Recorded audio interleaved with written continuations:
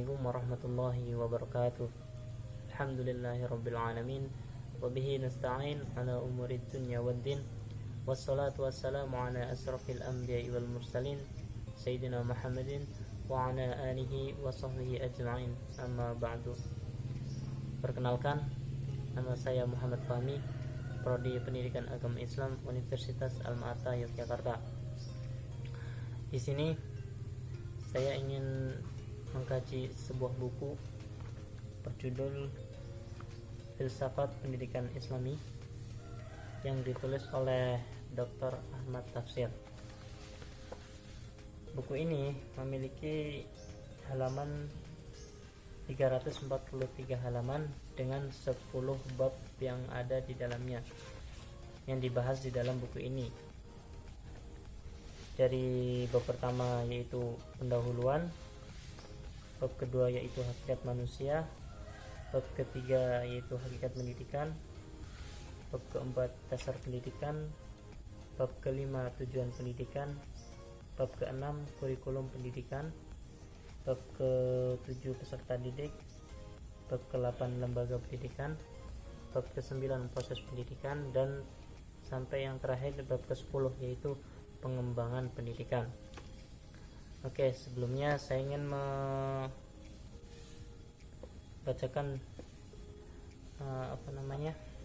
biografi dari penulis Dr. Ahmad Tafsir. Dr. Ahmad Tafsir, dia lahir di Bengkulu 19 April 1942. Pendidikannya diawali di sekolah rakyat yang sekarang di Bengkulu, melanjutkan sekolah di PGA Pendidikan Guru Agama selama 6 tahun di Yogyakarta, kemudian di IAIN Yogyakarta, dan menyelesaikan jurusan pendidikan umum tahun 1969. Kemudian tahun 1975 sampai 1976 selama 9 bulan mengambil kursus filsafat di IAIN Yogyakarta. Kemudian tahun 1982 mengambil program S2 di IAIN Jakarta. Tahun 1987 sudah menyelesaikan S3 di IAIN Jakarta juga. Kemudian selanjutnya, Profesor Dr. Ahmad Tafsir itu adalah seorang guru ilmu pendidikan Universitas Islam Gunung Jati, Bandung. Beliau memilih untuk membahas pendidikan dengan pendekatan filsafat. Buku yang berjudul Filsafat Pendidikan Islami ini meliputi di dalamnya yaitu integrasi jasmani, rohani, dan kalbu memanusiakan manusia, yang menjadi sebuah media untuk kita agar dapat memahami pendidikan, terutama pendidikan yang bersifat islami dari sudut yang lebih komprehensif seperti filsafat. Hal ini berjelas dari sebuah pendahuluan pentingnya membedakan dua hal, yaitu teori filsafat pendidikan dan teori ilmu pendidikan, agar sehingga keduanya itu tidak rancu. Dr. Ahmad Tafsir itu mengajar pengantar filsafat pendidikan pada tahun 1973 di IAIN Bandung. Di tengah masa ia mengajar, itu tepatnya pada tahun 1975, rektor kampus mengirimnya ke IAIN Yogyakarta untuk mengikuti sebuah kursus filsafat dengan metode semacam program S2 selama 9 bulan. Di sanalah Dr. Ahmad Tafsir mulai paham apa itu tentang filsafat.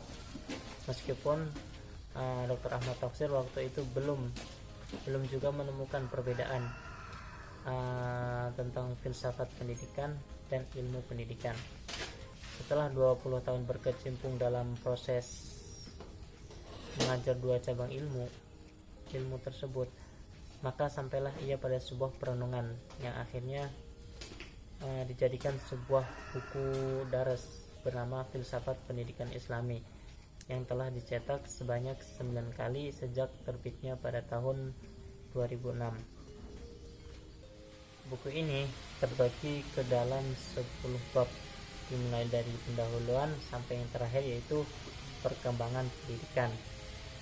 Ahmad Tafsir yang memiliki kecenderungan memiliki berpikir lebih detail dan runtut akhirnya mengantarkan kita pada pembahasan tentang filsafat pendidikan dan ilmu pendidikan. Oke, selanjutnya Tafsir juga mau mengemukakan alasan buku ini diberi judul Filsafat Pendidikan Islami. Oke. Buku ini semula akan diberi judul Filsafat Pendidikan saja. Setelah dipertimbangkan, akhirnya kata Islam itu dianggap perlu ditambahkan. Jadilah judul dari buku ini Filsafat Pendidikan Islami, atau dalam bahasa Inggris Philosophy of Islamic Education. Isinya adalah pemikiran beliau Dr. Ahmad Tafsir tentang beberapa hal mengenai pendidikan yang dituntun oleh ajaran Islam, karena Dr. Ahmad Tafsir juga merupakan seorang muslim. Buku ini tidak ditulis secara sistematik menurut struktur filsafat pendidikan. Buku yang ditulis secara sistematis sudah cukup banyak di toko dan perpustakaan. Terus Dr. Ahmad Tafsir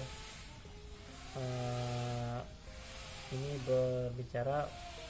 membicarakan hanya di dalam buku ini hanya membicarakan beberapa topik atau tema saja yang dianggapnya penting, sekaligus mudah-mudahan mendorong mengadakan diskusi lebih lanjut.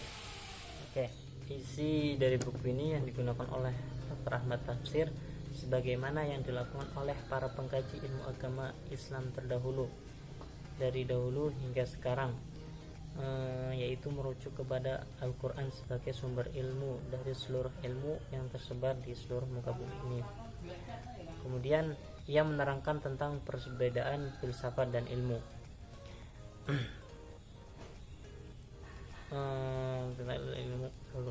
Menurutnya, ilmu atau pengetahuan adalah pengetahuan yang rasional yang didukung oleh bukti empiris, sedang filsafat yaitu sebuah proses untuk mengetahui hal-hal abstrak dan tidak dapat dibuktikan secara empiris.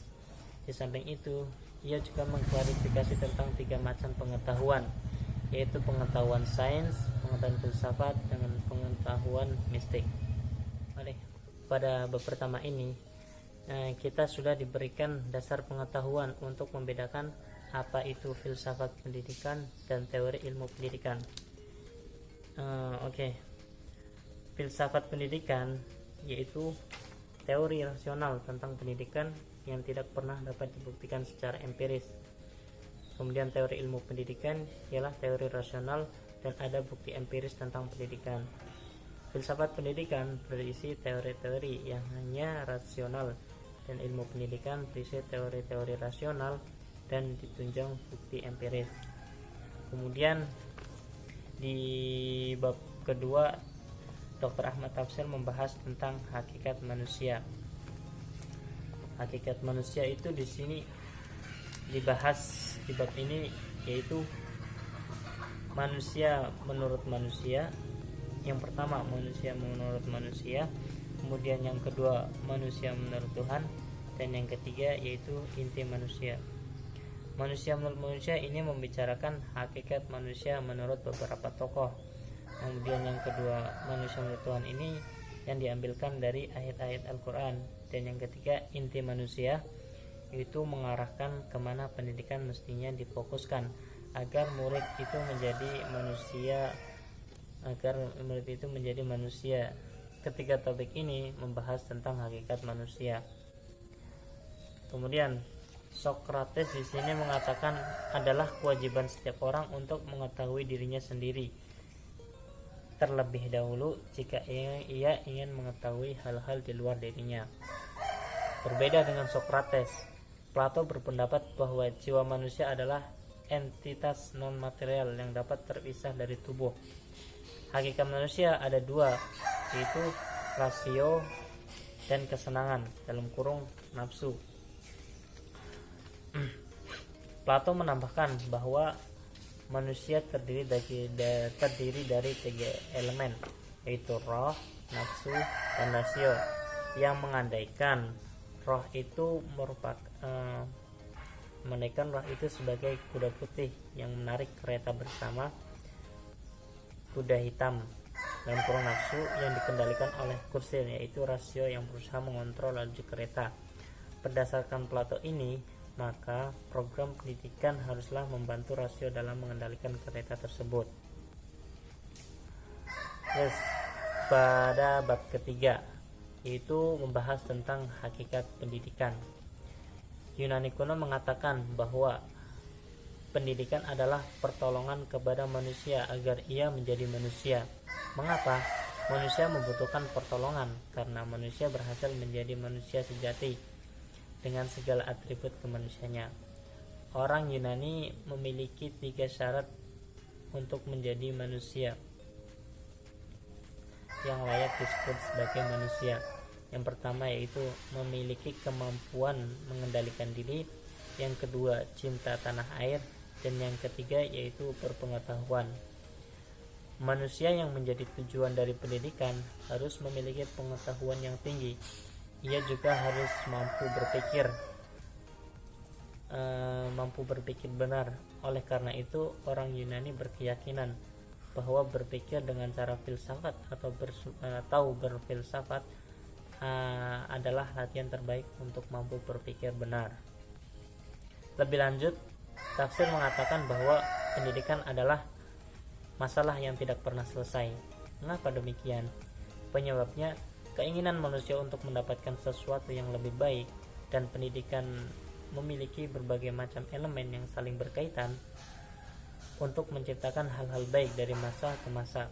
Oleh karena itu, pendidikan bersifat dinamis, di mana prosesnya melibatkan banyak hal seperti waktu, tempat, dan manusia.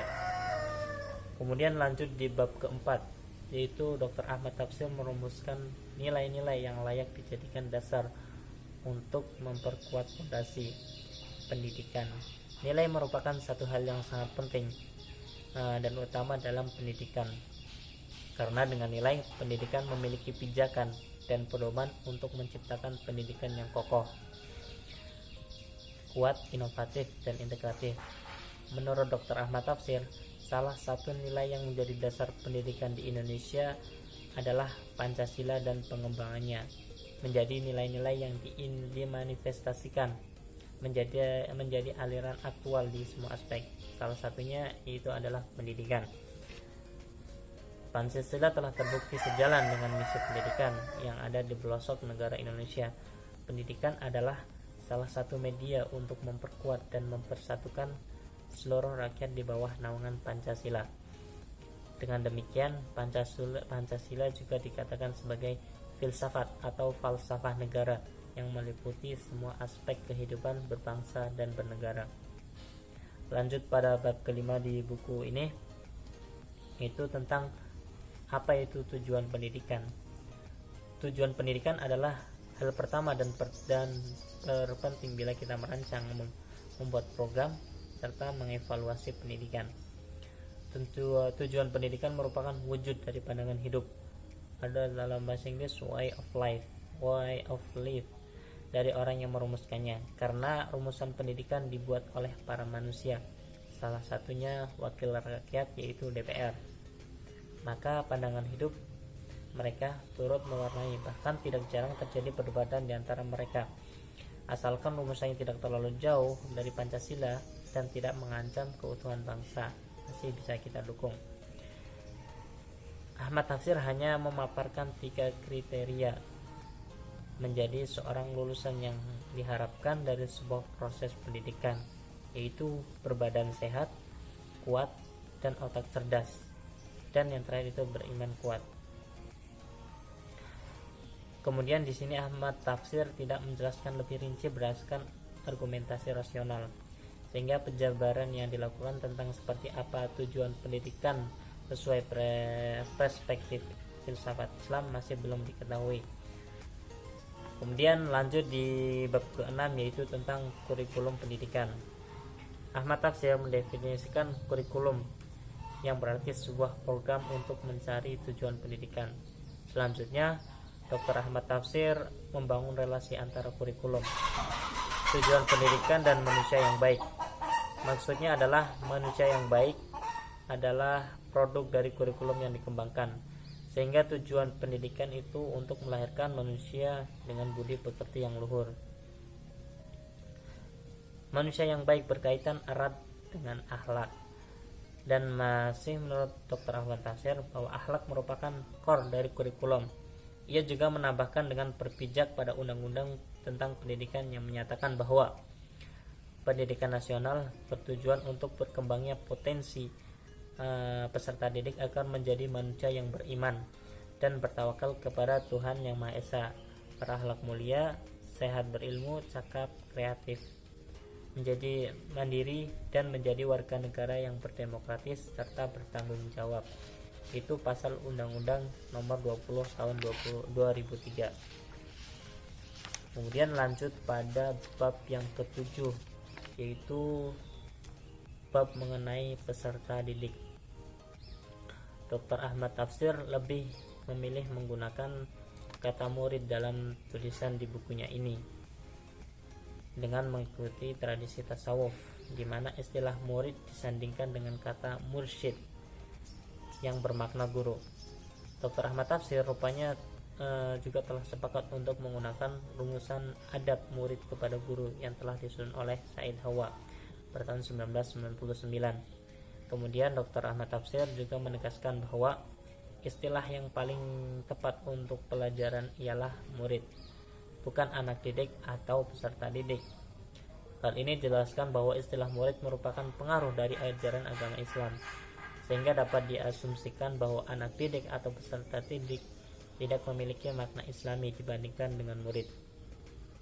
Kemudian setelah berkutat dalam istilah anak didik, murid, dan peserta didik, Tafsir berlanjut pada pembahasan tentang pendidik. Yang ia maksudkan dengan pendidik di sini itu adalah semua yang berpengaruh perkembangan seseorang, yaitu manusia, alam, dan kebudayaan. Kemudian lanjut pada bab ke-8 dalam buku ini, Dr. Ahmad Tafsir itu membahas tentang lembaga pendidikan, yang kemudian ia bagi penjelasan tersebut melalui sub-sub bab, diantaranya model pendidikan. Ia menerangkan tentang inti manusia yang berpengaruh dalam menghasilkan model-model pendidikan.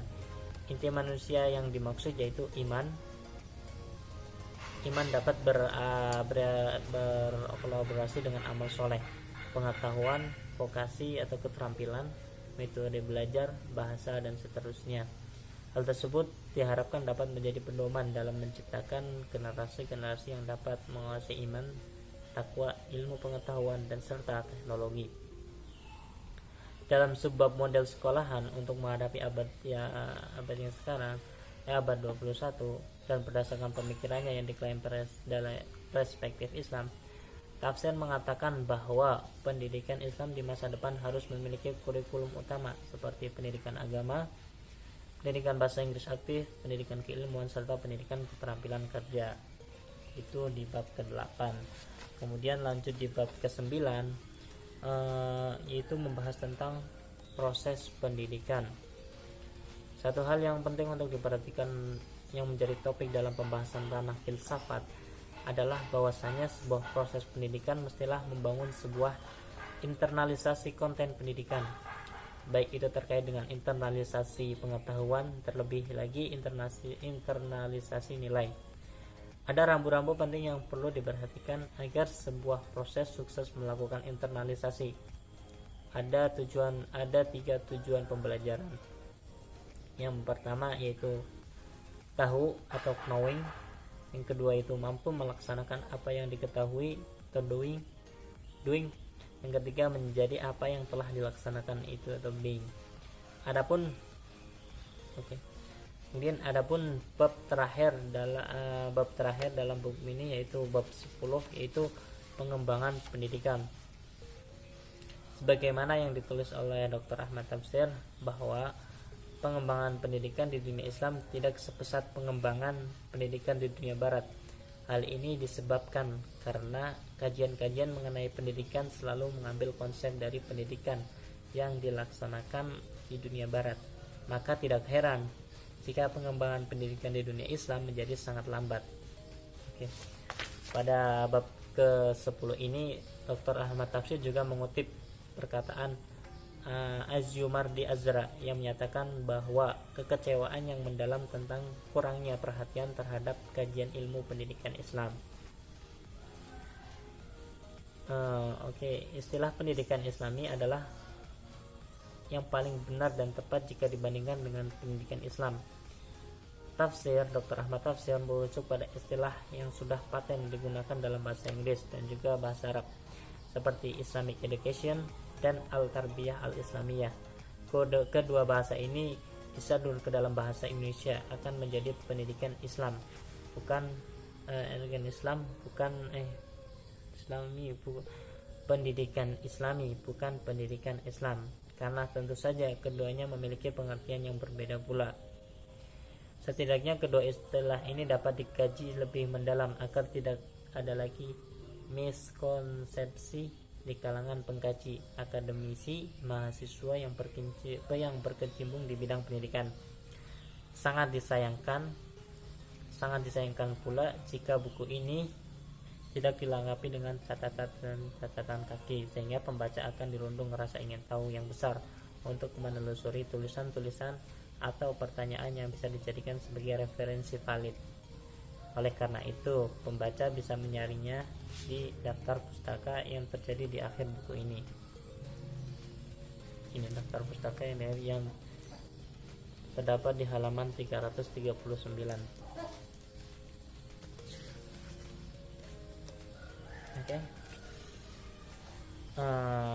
Itulah resensi buku judul Filsafat Pendidikan Islami yang ditulis oleh Profesor Dr. Ahmad Tafsir. Bila ada kurang atau kata yang kurang berkenan, saya meminta maaf. Bila ada kesalahan, bisa komen di bawah video ini. Saya Muhammad Rami undur diri. Mohon maaf atas segala kesalahan. Wassalamualaikum warahmatullahi wabarakatuh.